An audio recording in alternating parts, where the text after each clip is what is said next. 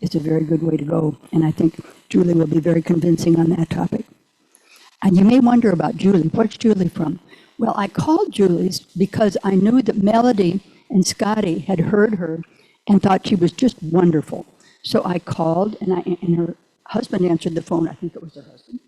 And he said, "And which doctor do you want?" Which doctor? Well, the reason he asked that question is she earned her BS in biology from the University of Notre Dame and her MD from the University of Wisconsin. This is not usually the clergy that we expect to see. However, in midlife, she switched careers, earning an MA in theology from the Wartburg Theological Seminary in Dubuque, Iowa. She then taught religious studies at St. Norbert College for some years before retiring. She teaches regularly at her congregation, Union United Church of Christ in Green Bay, close cousins to us. Julie, we're looking forward to hearing you.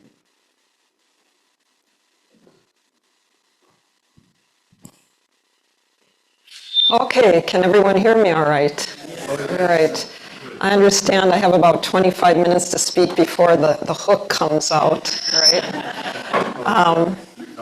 So, good morning, and thank you for inviting me to speak. Do we need to turn down the feedback a little? How are we doing now? Is that better? All right. Well, thank you for that introduction, Linda. I'd like to expand just a little bit on my theological history so you know where I'm coming from. I was raised Catholic and went to Notre Dame, but then after college, I left the church completely for a number of years. But after some time, my husband and I decided to join a Lutheran church, an ELCA congregation, which is on the liberal end of Lutheranism. And during that period, I earned a master's degree in theology with a concentration in biblical studies. And because of this ongoing study and education, I actually eventually left the Lutheran tradition and found my way to the United Church of Christ.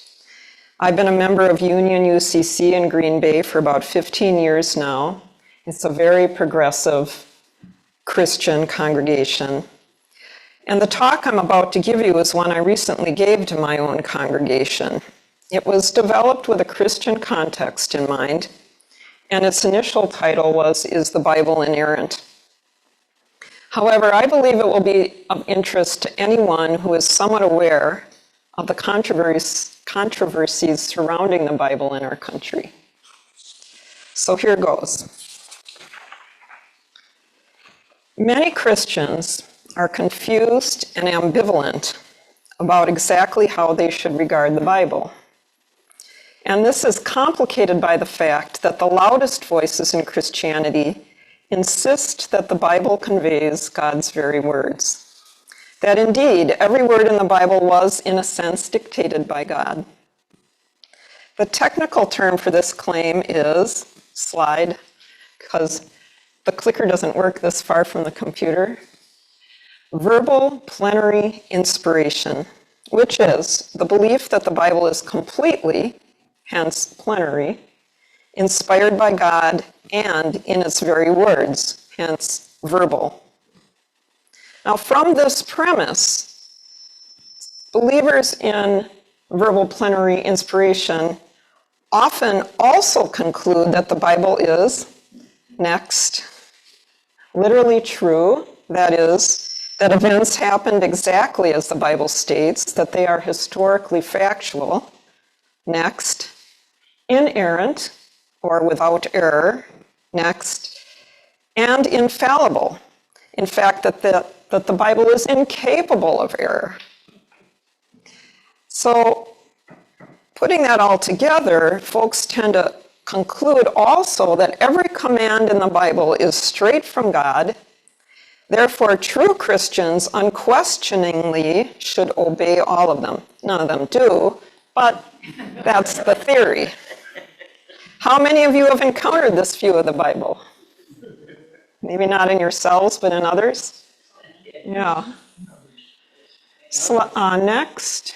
So, for example, on one of the popular biblical translations, New International Version, you'll find in its preface that the translators were united in their commitment to the authority and infallibility of the Bible as God's word in written form. This is a common viewpoint on the Bible, a common lens. Next. Whoops, one more. Next. Okay, so you might want to buy one of these bumper stickers if you are a party to this lens. God said it, I believe it, that settles it. Now, this type of biblical literalism is most often found among fundamentalists. But I would argue that this lens causes some problems. For one thing, such claims about the Bible can require vigorous mental gymnastics. For example, this biblical lens requires Christians to set aside science and believe that the universe was formed in 6 days.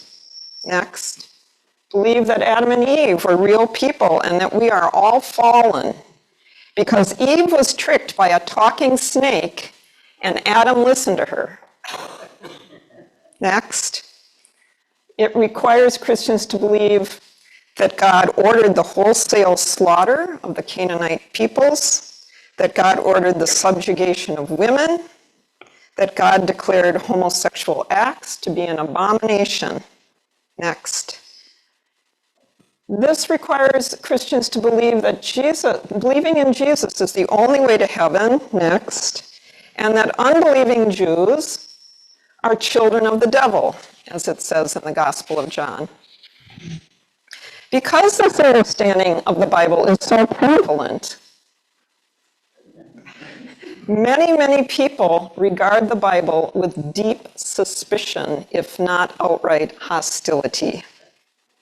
Many who were raised in the church have abandoned Christianity because of this lens. And many who are unchurched have no desire to give Christianity a try. Fortunately, there are other ways to understand the nature of the Bible and its place in Christianity. All right, I wasn't ready for this slide yet. Wait till I say next. Otherwise, that's the law. It's the 11th commandment. Where was I?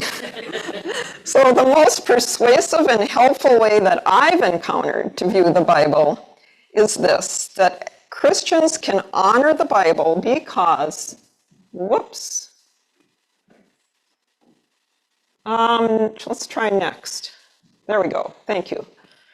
That the Bible is Christianity's foundational identity document and primary ancient conversation partner. I did not make up these terms. This concept was articulated by biblical scholar Marcus Borg. So understanding and applying this lens will be our focus today. Now, before I unpack those terms, I need to lay out some assumptions that lie behind the concept. Next. So we have some premises. The first one is that the Bible is the product of two ancient communities, one being ancient Israel, which produced the Hebrew Bible, also known as the Old Testament, and the second being the early Christian movement, which produced the New Testament. In other words, God did not dictate the words of the Bible to the various authors. Instead, the texts tell us how the ancient authors saw their life with God. Next. These ancient authors recorded how they understood God to be involved in their lives, their laws and ethics, their prayers and praises, their wisdom about how to live, their hopes and dreams.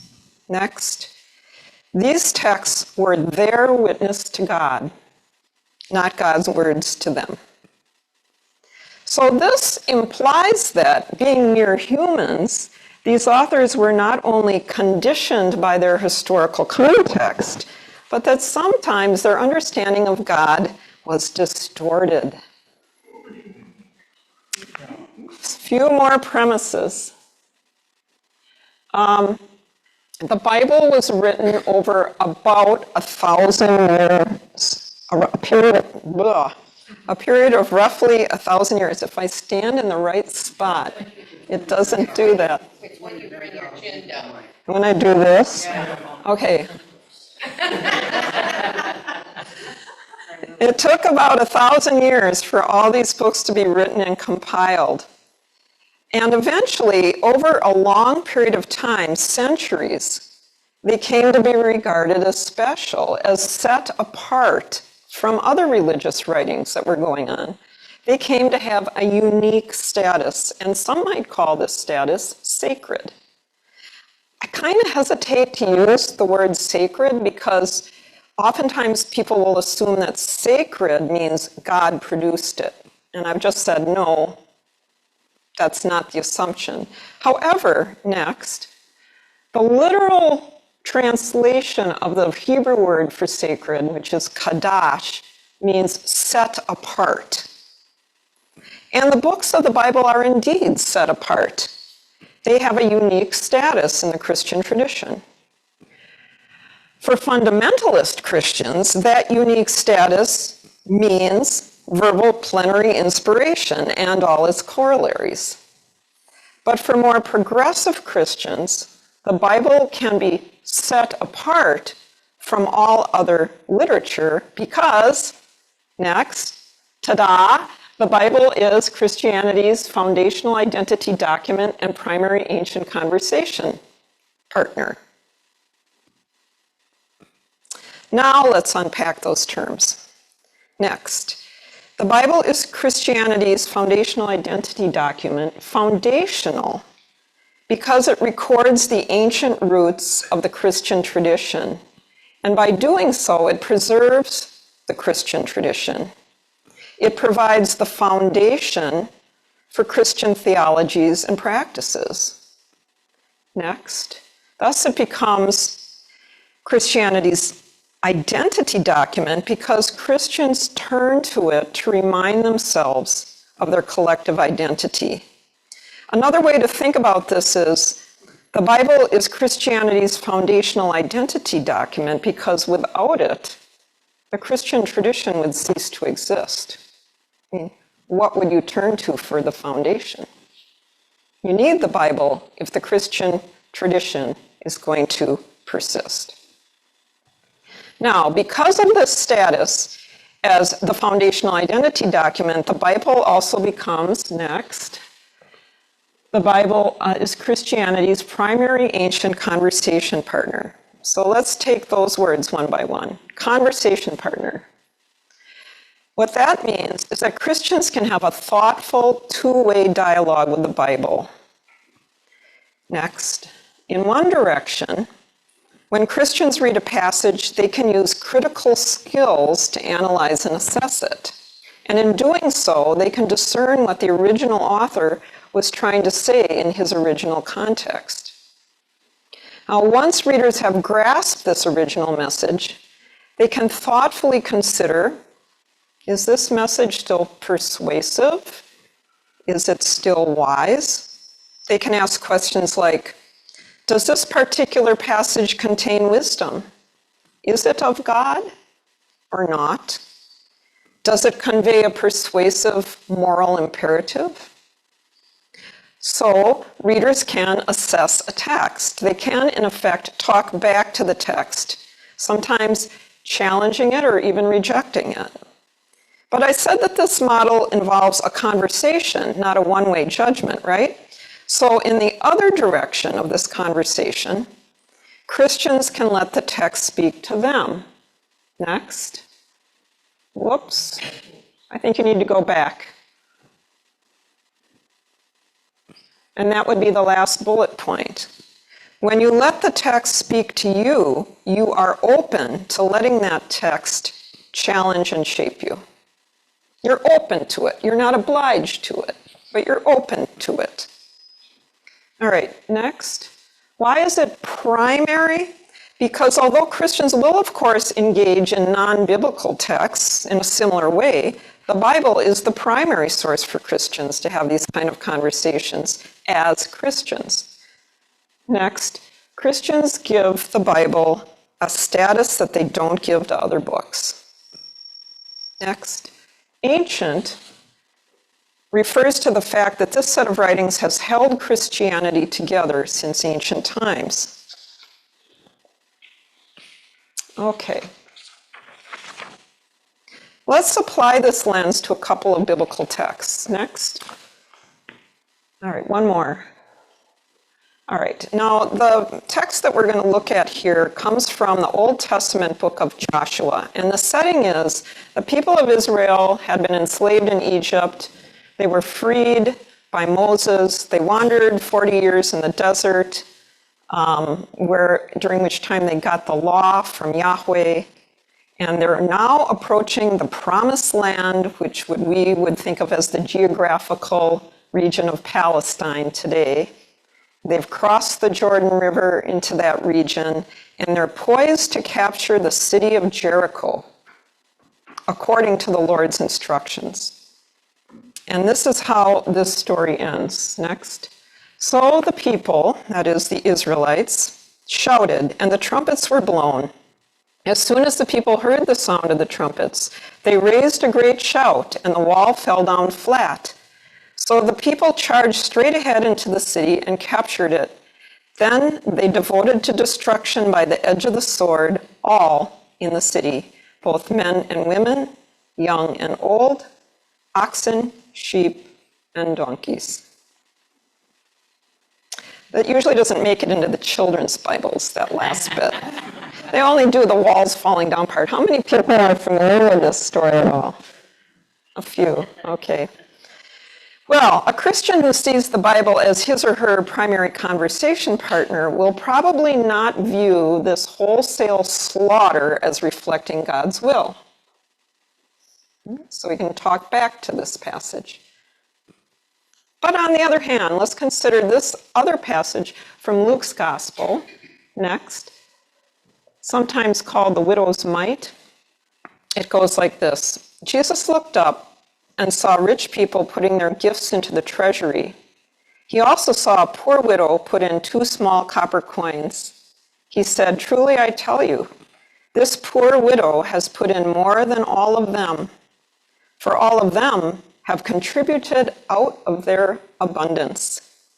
But she, out of her poverty, has put in all she had to live on." Christians who see the Bible as their primary conversation partner might allow this passage to judge or challenge them, perhaps to influence their charitable giving. I chose this passage because it's very meaningful for me. When I write out a check to a charity, I'm always in my mind that I've never given to the point where I couldn't buy groceries. I've always given out of my abundance. And it's a challenge to me to keep myself from patting myself on the back too much about how generous I am. It shapes me. So, now there are advantages and disadvantages to this lens on the Bible. Let's look at some of the advantages first. Next.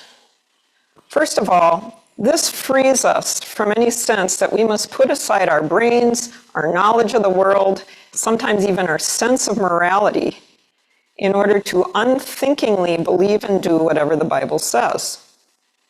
For example, it relieves us from having to believe that God would ever have commanded genocide, or the subjugation of women, or hellfire for non-believers in Jesus, etc. Next, but at the same time, with this lens, the Bible is literally sacred in the sense that it is set apart from all other religious or wisdom literature, because there is no other set of writings that all Christians collectively turn to. Next, and with this lens, the Bible can still challenge and nudge us to be better than we are, to strive for the highest ideals. So in these ways, this lens still gives unique status to the Bible and allows Christians to deeply honor it.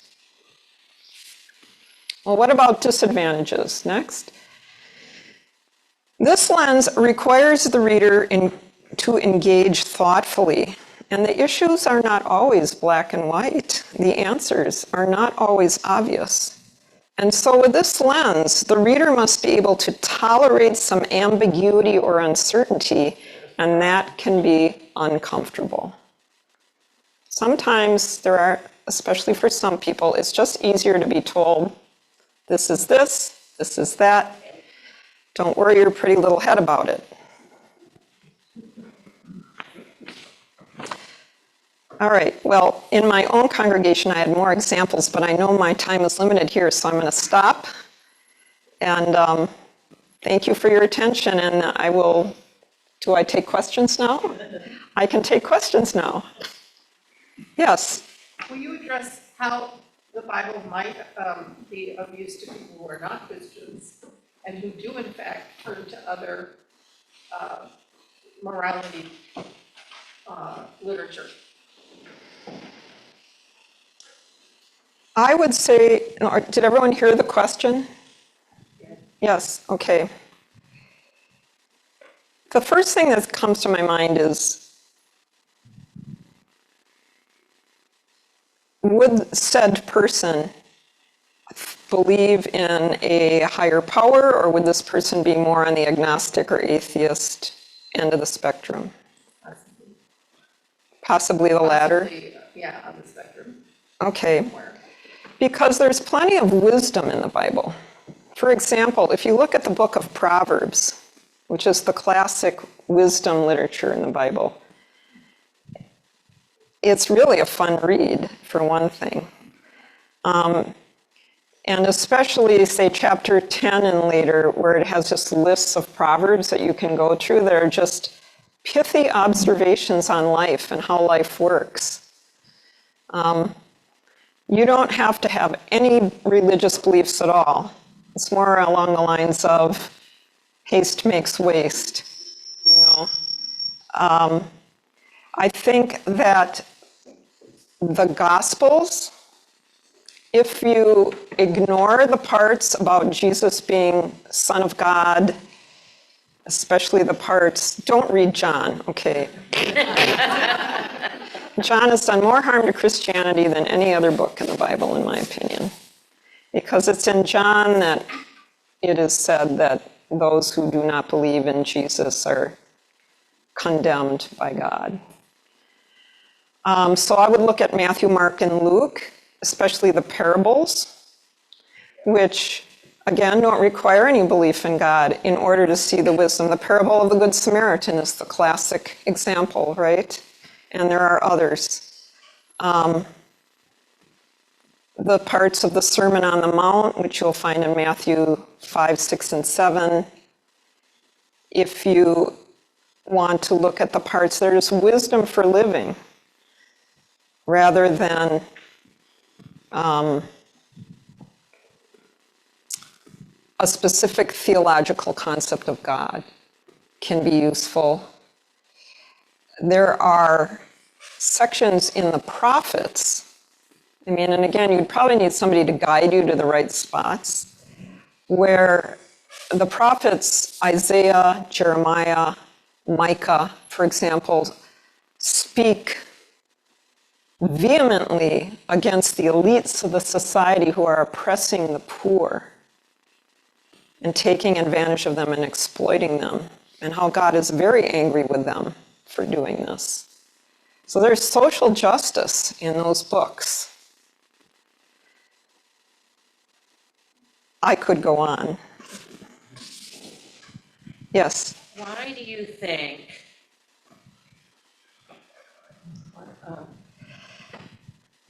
think, it appears to me anyways, and maybe I'm wrong, that evangelicals and fundamentalist Christians seem to gravitate to John than to the parables and the lessons that are good for society in general, where condemning people to hell just seems like, I don't know, it's just awful. Did everyone hear the question? Well, John's core message is that Jesus is the Word made flesh. And the Word existed from eternity with God, became flesh in Jesus Christ, and that to be included in eternal life, one must believe that. One must believe that Jesus was the Word sent from God. So it kind of depends on what's easier for a person. If it's easier for you to believe that, you're done. You're saved. Whereas it's a hell of a lot of work to follow the morality instructions in the other Gospels. It's hard to be the Good Samaritan. The Samaritan was stopping to help his enemy. Be like us stopping to help someone from ISIS. Would you do that? Wouldn't you be afraid to? And maybe those bandits are lurking around the corner and going to attack you if you stop and help them. That's not an easy, I mean, this isn't just nicey nice, oh, I'm calling 911 because I saw an accident. No skin off my back. And then the Good Samaritan took the guy to an inn and gave him his credit card, basically. So whatever it costs, take care of the guy and I'll pay you. We don't do that. How many people do that? The moral bar for the parables and the moral teachings of Jesus is really high. I profess to be a follower of Jesus, but I know that I'm not really.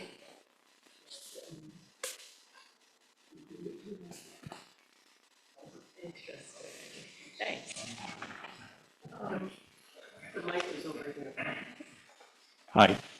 I appreciated your talk, and particularly the talking back, finding those opportunities to talk back, which made me think of, all those extra biblical texts, those ones lost to history, those so-called Gnostic Gospels, for example. And I'm wondering if you could maybe give a few sentences, I guess following up after the first question about maybe the value of turning to those for Christian wisdom. Keeping in mind, of course, that I know you said that the Bible as we have it, the approved canonical Bible is, what we go to, what Christians go to. Mm-hmm. But it seems to me, I was thinking, I found those texts to be interesting ways to do that talking back work. Anyway, do you have any thoughts about those? Have you experienced a particular apocryphal gospel, or are you thinking of something in particular? This really came from reading the work by Eileen Pagels and, her recovery, and then she published, I think, a translation of the Gospel of Thomas, which I read, some time ago. And, some of those Gospels are really wild. Yeah, they are. But I think they, at least for me, there are Christianities that are lost to history. And so Okay. that's sort of a whole. So what's the value of those other lost, uncanonical gospels? Okay, well, that's a bit of a complicated question, but I think it depends on what your goal is. I mean, for myself, my primary interest is historical Jesus studies, which is a subspecialty of biblical scholarship, which analyzes the Gospels for clues about what Jesus really said and really did, who he really was, as opposed to the layers of theology and belief systems and creeds that came to be incorporated into the Gospels as we have them. And if you're going to search for the historical Jesus, the man, the earlier the Gospel was written, the less time there has been for things to get distorted. So with the exception of the Gospel of Thomas, all the others are much later and are really just kind of more indicative of what a particular Christian community had come to be like in their belief system than having anything to do with what Jesus was like. However, I mean, in any gospel, in any writing, right? You're free to read it and say, and then use the brains the good Lord gave you, as my mother used to admonish us, to assess, is this perhaps moral teaching persuasive? Is it promote well-being and love, or is it toxic and harmful, right? So the Gospel of Thomas I singled out because it's an very interesting gospel. It's only discovered in the 1940s. And it appears to be, basically, it's not a narrative gospel that tells the story of Jesus. It's a list of sayings that were attributed to Jesus. And gospels that are lists of sayings, as they were transmitted through the decades and copied by hand, of course, it was easier for them to morph over time. It was easier to put in another saying or maybe take one out as the scribes copied it. And so the Gospel of Thomas is believed to be a mixture of very, very early sayings that probably were actually said by Jesus, or something very like that was said by Jesus, with later Gnostic, which is more second century, sayings that were then put on the lips of Jesus. So the Gospel of Thomas is very useful for historical Jesus scholars, but not every verse in it. Does that help you at all? Yeah, I love it. Yeah, that's... Okay. Who's got the mic now? Yes.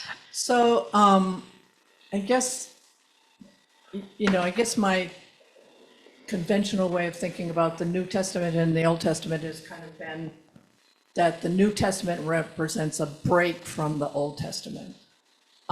You're saying it's the foundation of Christianity. I understand that. I think that's a really something I hadn't thought concretely about. But it makes me wonder about Jesus's relationship to what we call the Old Testament. And that makes me wonder, which would have been, he would have been raised probably in the Jewish tradition with the Jewish teachings. And that makes me wonder, how does our Christian Bible differ from the Jewish teachings? And how much have we selected those teachings to suit our ideas of Christianity?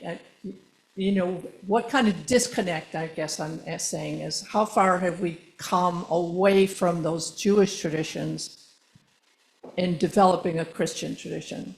And how much has been left behind from those traditions? Okay. Does that make sense? Yeah. Well, first of all, Jesus was a Jew. He wasn't the first Christian. He never intended to found. He would be astonished if he were to come back and see what had happened in his name. He was a Jewish reformer. He was calling people to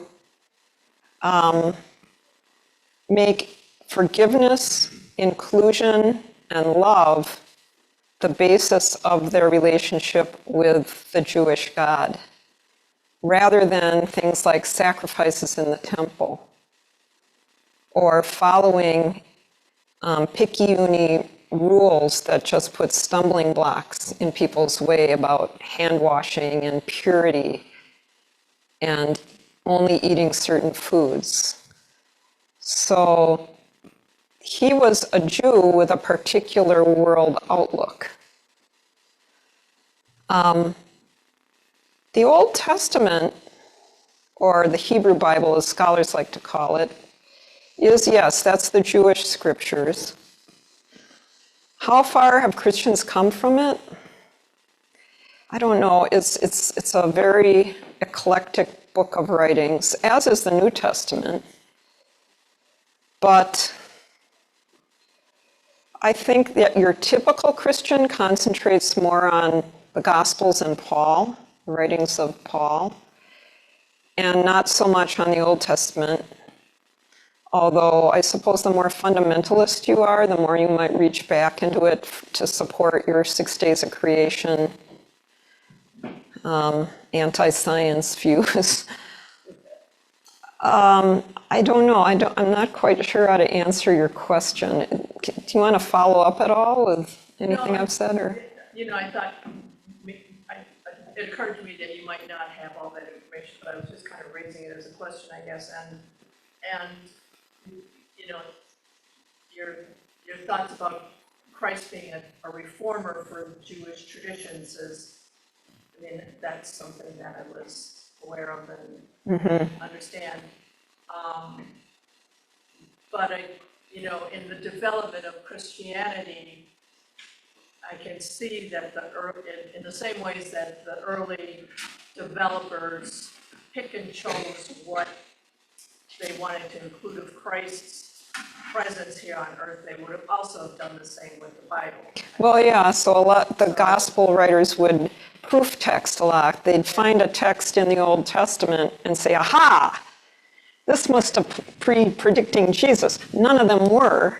They were all speaking to their own context, not something centuries in the future.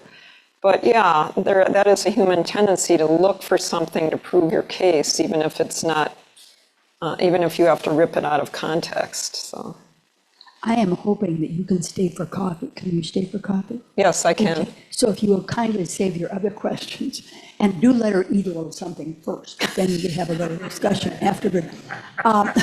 We'll move on to our closing hymn. We would be one. Thank you.